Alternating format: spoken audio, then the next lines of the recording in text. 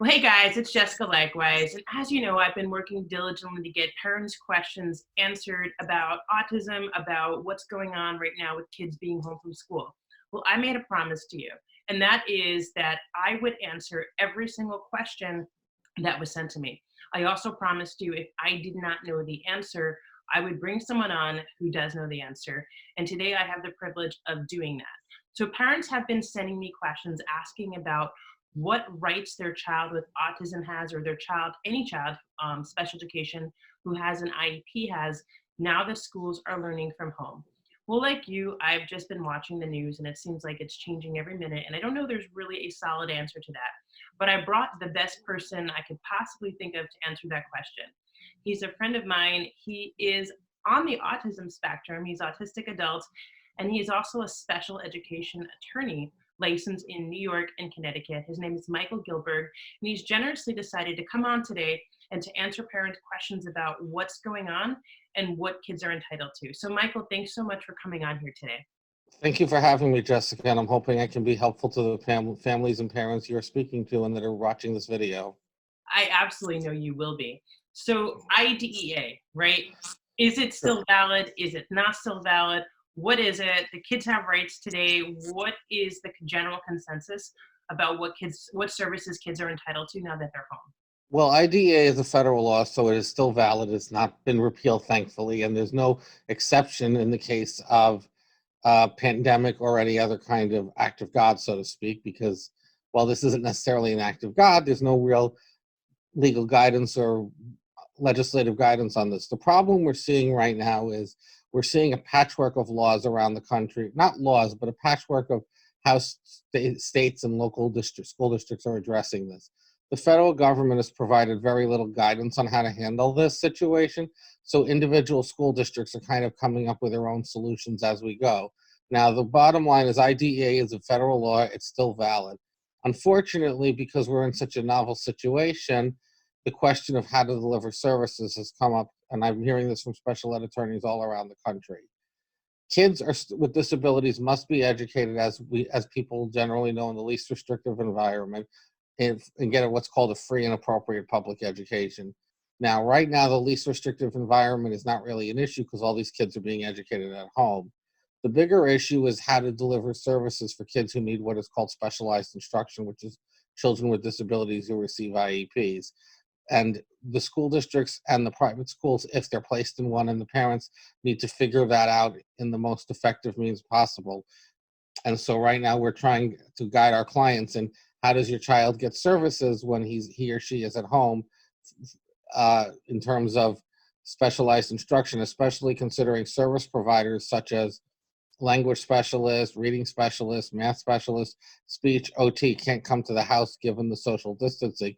A lot of it's being done by platforms like Zoom, like what we're doing now. And that works well for older kids generally, but we're also having the issue of younger kids or kids who have challenges that leave them in such a way that they can't use the computer independently without their parents' help. Then you also need the parents to have the skills to do such things. So it's really going to be a lot of, I think, figuring it out. I think ultimately a number of families are going to find that if they get inadequate services during this period, when school goes back to session and things kind of normalize, there's going to be compensatory education being delivered. One issue I had mentioned to you previously is kids who have disabilities but not to the point that they need IEPs when they're in school might need IEPs now because they can access their education while they're in the school system. But now, while they're at home, there's a problem with accessing the education because maybe the parents are not in a position.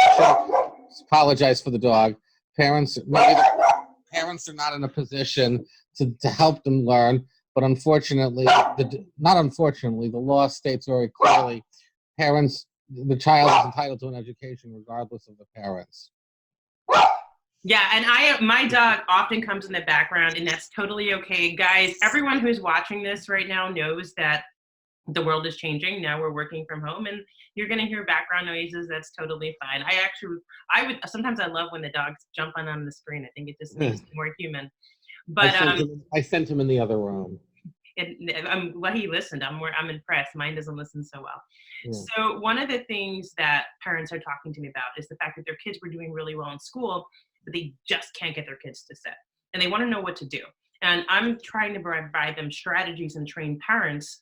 But, I've been doing this 12 years. So it took me a really long time to get really good at working with kids and getting them to sit and learning the procedures and strategies. And a lot is being asked of parents in order to all of a sudden be able to just cope with now trying to teach their kids with special needs. And like you said, a typically developing child or a child who is a little bit older might be able to just go on online learning and access a computer by themselves. But for a kid with special needs, where let's say I'm working with a child and I'm going to be making a video later today about matching, teaching parents how to get their kids to match things. When you're required for them to like hand over hand teach them, it may be really difficult to deliver services in electronic format. I think in New Jersey specifically, we're trying to figure out what that looks like. I know as of April 1st, with early intervention, they're moving towards a telehealth service model as of today, although everything's been changing every day. What can parents do? If right now, is there any way legally they can get assistance? What should they do if they're saying, okay, my kid can't access education? As of now, my understanding is, and correct me if I'm wrong, that if a school is open, they are required to educate all children. So kids, from my understanding right now, if a school closes, they're not required to provide special education supports. But if the school is open and they're providing electronic education to all the students in the school, that must include special education children. So what should a parent do if it's just not working for them? That's generally correct. If the school is providing educational services to typically developing children in general education, they have to provide the same to special education students. There's no reason, they're not allowed to say, no, we can't provide the special ed kid services if we're providing them to general ed. The issue becomes that, what you're saying about schools being closed. What about if a school is closed to all students and these kids are so in need of not just specialized instruction, but specialized services, that these are the kind of kids who can't go without a break. They need services, 365 days a year. There are some kids who are in such need that they have to have services such as residential services, 365, including on holidays, kids with mental health conditions. And that's a very gray area right now. Is the school district required to provide those residential services to a child who cannot be at home?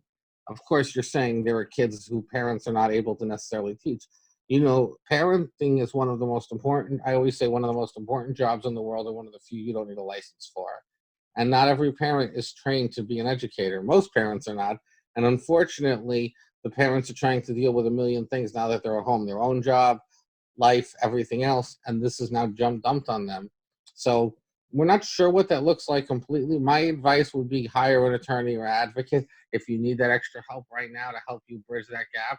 One thing we're encouraging parents is, if things are not working, call the school and say you need an IEP meeting. IEP team meetings can be held over Zoom. They can be held by phone call. I had one Friday and went very smoothly.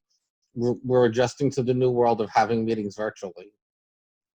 Yeah, that's really, really good advice. And we know that if a service is on an IEP, our school's still required to provide that service right now.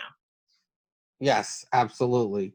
And we're trying to see again how that looks. I mean, I had a client tell me last week they're providing services by mail. They're mailing documents home because the child is young. Well, you can't provide services like speech and language or occupational therapy by mail. You need a platform like Zoom, because how is a speech pathologist supposed to see how the child is talking, how he's pronouncing words, how he's using language in a written document? It doesn't work. It doesn't fit the mold of what speech and language is. Right. And as of right now, there are a lot of rumors going around that IDEA, meaning essentially all special education, has been suspended. That came from a news article, I think, that went viral, talking about trying to figure out how to lessen the burdens on schools. Like you said, in some cases, electronic delivery isn't working. But I want to reassure parents and have you reassure parents that as of today, March 22nd, I believe, 12:22 p.m. Wow, look at all those twos, Eastern Standard Time, that the IDA is still in effect and that law has not been repealed, and that right now, yes, parents and children still have a right to special education in the United States. That is correct, Jessica. IDEA, you cannot just suspend a federal law. It would take an act of Congress to repeal a law. Right now, what's being discussed, and this is still very in flux and moving, is I'm on the board of COPAA, which is the Council of Parents, Attorneys, and Advocates, COPAA.org, and that's the best source for information. We are the national professional organization of attorneys and advocates who represent families in special ed. Right now, while they're debating the third coronavirus bill related to stimulus, what they're including the discussion of is allowing waivers of parts of IDEA during this period until school resumes. There's a lot of negotiation. COPA is lobbying against it. Right now, the last I know, and this is again subject to change, is that the Secretary of Education will have 30 days to recommend to Congress whether pieces of IDEA should be waived. The current Secretary of Education has not been friendly to IDEA. Unfortunately, we don't believe pieces should be waived, because why should the children who struggle the most lose their education because of the coronavirus, while other children have access to education? There's an obligation to educate all children. These children need more services during this time. Unfortunately, it's a matter of figuring out, again, that service delivery. Is there a way to get them to a provider where even if they stand 6 feet apart? Or can it be done by Zoom? And again, Zoom works better for older children. For the younger children or children with certain impairments, this might not be a platform that'll work. And in that situation, something needs to be figured out. Yeah, well, thank you so much for coming and clarifying for that. I really hope that this answered the questions that parents sent in. Like I said, my name is Jessica Leichtweisz. I'm the CEO of Hope Education Services. Like all other professionals, I'm trying to figure out what it looks like to provide electronic services. And I want you to know, as a parent, you're in this together. There's a lot of people behind you and supporting you. It may feel like you're alone because your child's home, but there is a team of us, like myself, like Michael, who are fighting for you. We have your back. We want to let you know it will be okay. If you have any questions for me, or if you have any follow-up questions for Michael, head over to my website, hopeeducationservices.com, and you can type in your email there. You can email me directly, and I'll answer your question. Michael, if someone is in New York or Connecticut, I believe is where you said you're licensed, and they want to hire you right now as a special education advocate attorney, how could they get in touch with you? Sure, and of course, I'm always available for a free consultation for every potential client. The best way to reach me would be by email at michaelgilbergesq@gmail. Again, that's Michael, michaelgilbergesq@gmail.com. And the link to that will be right into the show notes. So thank you so much, Michael, for coming on. I really appreciate your time and your dedication to helping families. Thank you very much, Jessica.